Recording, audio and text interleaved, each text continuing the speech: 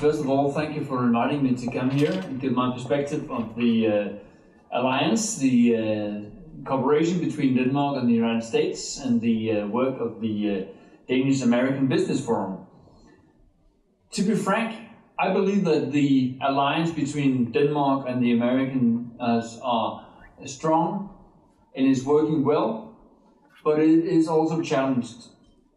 It is challenged by the mere fact that when you look at American politicians right now, the generation leaving the Congress is the generation who always grew up with the notion of the strong bonds between Europe and the United States.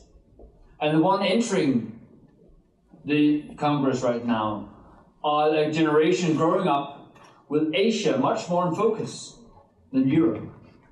So if we want to continue to have that relationship, we must work harder to have it. We must be more active, we must have a closer dialogue, and we must be better to understand each other, because even though we share common values in many aspects, everyone who has traveled to more than one state in the United States knows that you're equally as different from state to state as we are from country to country in Europe. We have seen that there's a growth in the export from Denmark to the United States. In 2015, the growth were almost 30%. So there's been a very positive development due to the fact that the American economy is doing so much better than the European economy.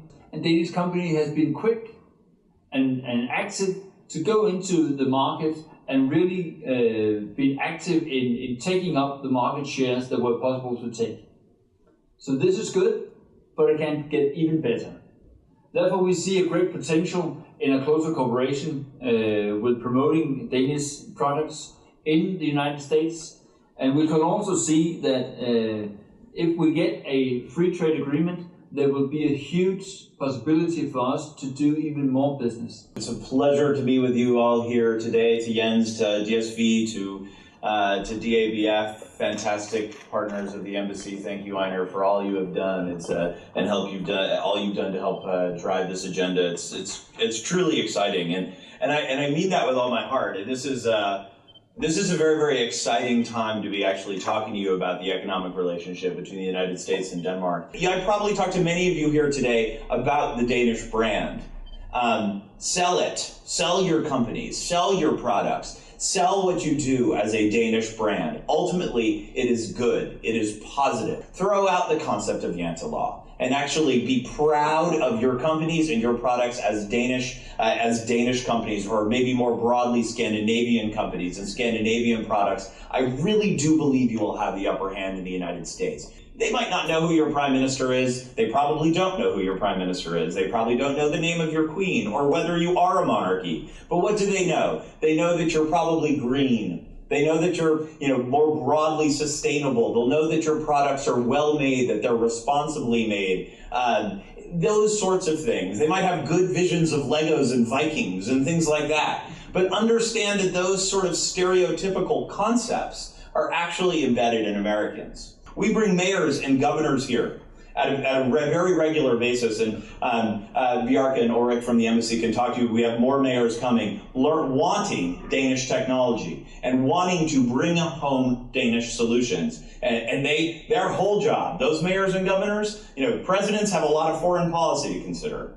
Mayors and governors, their big jobs is investment and infrastructure. So take full advantage of those guys. They are absolutely fantastic. We were founded 40 years ago. 10 truck drivers. They went together, said, "We are sick and tired of this. I cannot get good deals on tires, on fuel, on insurance. Why don't we get together and form a company?" This I said about combining the Danish and the American culture has been successful for us. It's not like one is better than the other, but I think they complement each other very well.